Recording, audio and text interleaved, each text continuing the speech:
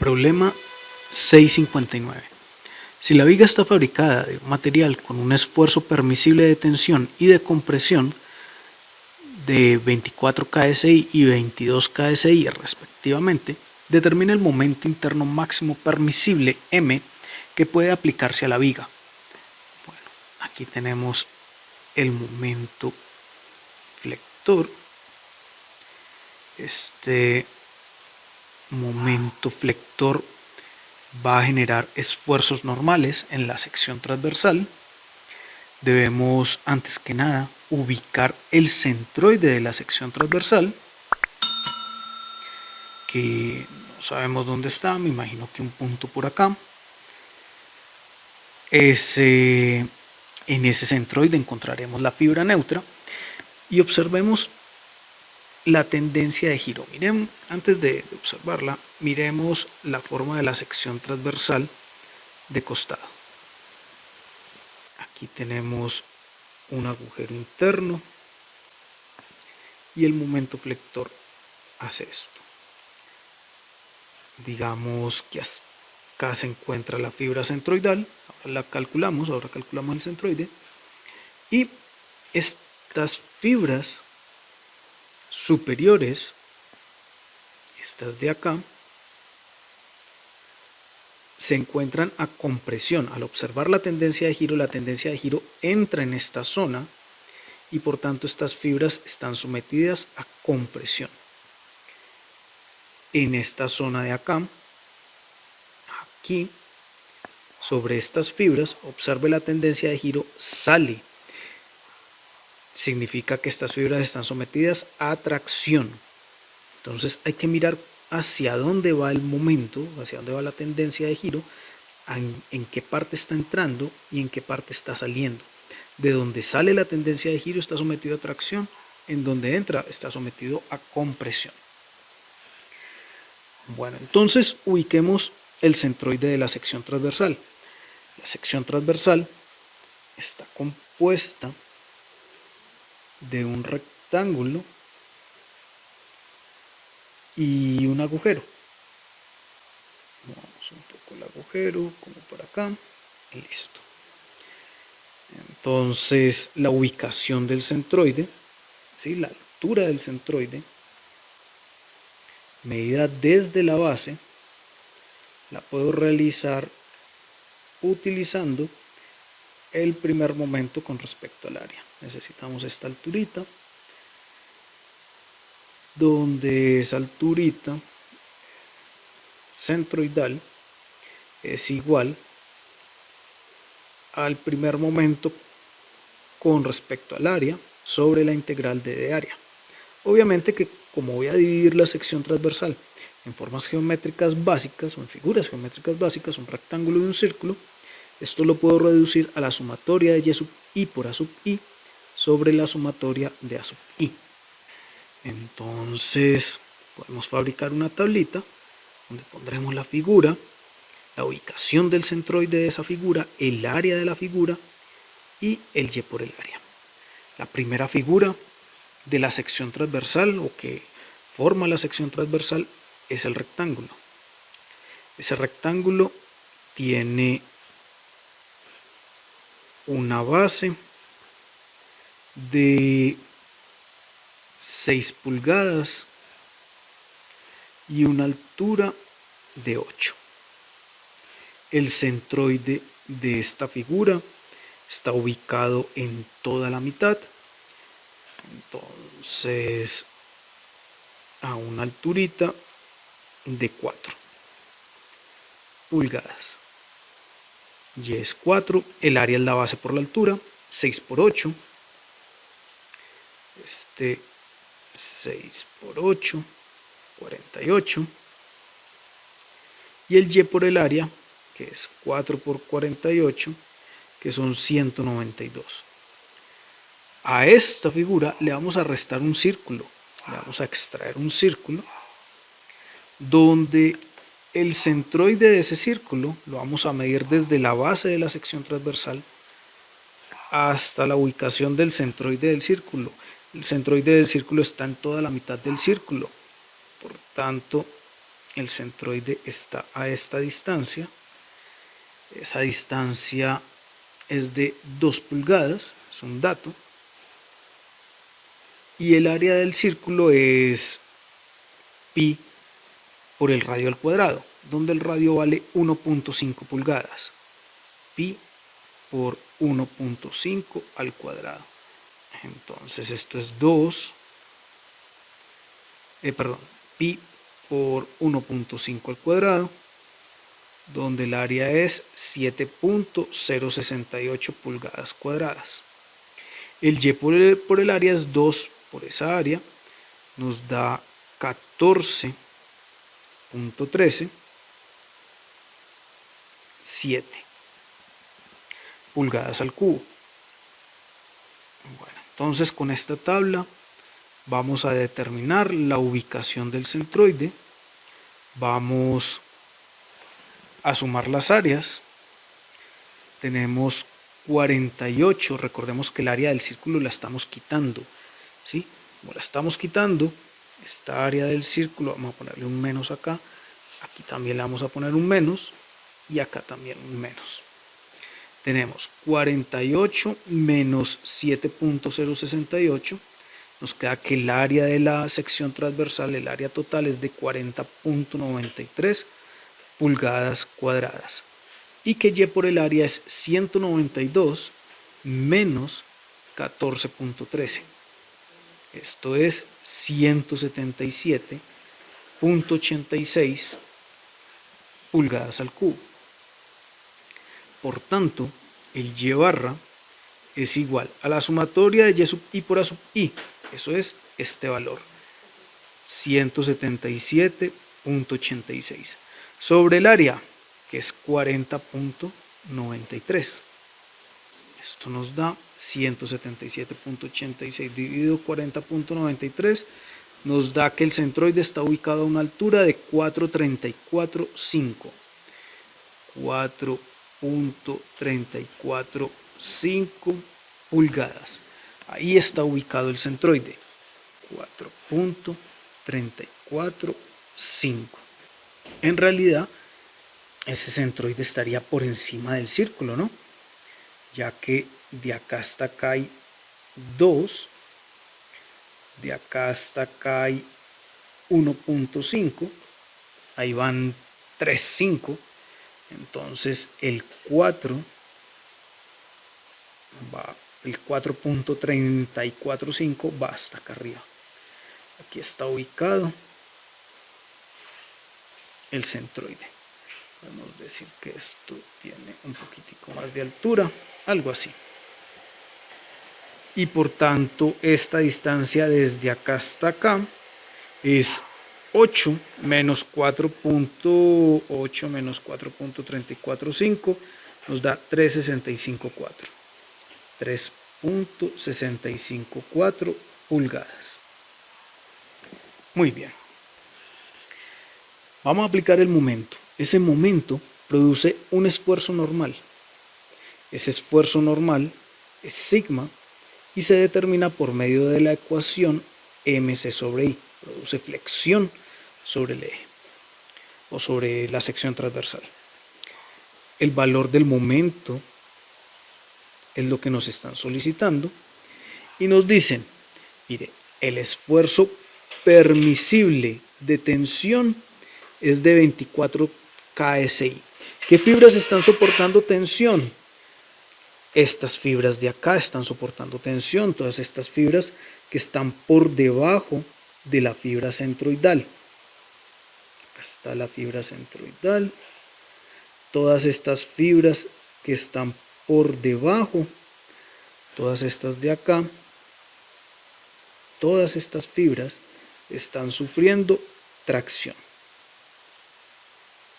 ¿Cuál es la que está sufriendo la mayor tracción? La que esté más retirada de la fibra neutra. En otras palabras, esta de acá. Esta fibra de acá está sufriendo el esfuerzo máximo a tracción. Y en la parte de arriba, estas fibras están sufriendo compresión. ¿Cuál es la fibra que sufre mayor compresión? La fibra más retirada de la fibra neutra. Esta fibra de acá arriba sufre el mayor esfuerzo de compresión. Algunos libros dirán que este es el esfuerzo mínimo, ¿sí? Porque hablan de esfuerzos de compresión como negativos y esfuerzos de tracción como positivos, ¿sí? Pero es el esfuerzo más grande a compresión en cuanto a valor. Bueno, muy bien. Entonces, si vamos a calcular el esfuerzo a tracción, donde ese esfuerzo de tracción, el más grande, el esfuerzo de tracción más grande, el permisible que puede soportar esta viga, es de 24 KSI. Y ese esfuerzo de tracción es igual a mc sobre I, donde m es el momento que nos están pidiendo determinar, c es la distancia que hay desde la fibra neutra, o sea, la fibra centroidal, esta línea verde que tengo acá, hasta la fibra que esté soportando la máxima tracción. Esa fibra que está soportando la máxima tracción, recordemos que es esta fibra de acá abajo, esfuerzo máximo a tracción, y se encuentra a una distancia de 4.345. 4.345 pulgadas. ¿Y cuánto vale el momento de inercia de esta sección transversal? El momento de inercia de esa sección transversal es igual al momento de inercia del rectángulo menos el momento de inercia del círculo. Pero todo se mide desde el eje centroidal. Desde el eje centroidal, por acá pasa para el rectángulo y para el círculo pasa por acá. En ambos casos toca utilizar el teorema de ejes paralelos, donde el teorema de ejes paralelos dice lo siguiente: el momento de inercia con respecto a un eje de una figura, por ejemplo, el momento de inercia con respecto a un eje de una figura es igual al momento de inercia centroidal más el área de la figura por la distancia entre ejes al cuadrado. ¿Listo? Entonces, nuestro primer cuerpo es el rectángulo. Mírenlo, acá está. ¿Dónde está el centroide de ese rectángulo? El centroide de ese rectángulo está por la mitad del rectángulo. Aquí está el centroide del rectángulo. Este eje es un eje centroidal del rectángulo. ¿Con respecto a qué eje lo deseo calcular? Con respecto a este eje verde, que no se encuentra en el centroide, está a una altura de 4.345. El eje centroidal del rectángulo, el eje verde es el eje centroidal de toda la figura, el rectángulo menos el círculo. El eje rojo es el eje centroidal del rectángulo nomás. El eje centroidal del rectángulo está a una altura de 4 pulgadas. El eje verde, que es el eje centroidal de toda la figura, se encuentra a una altura de 4.345. Listo. Entonces,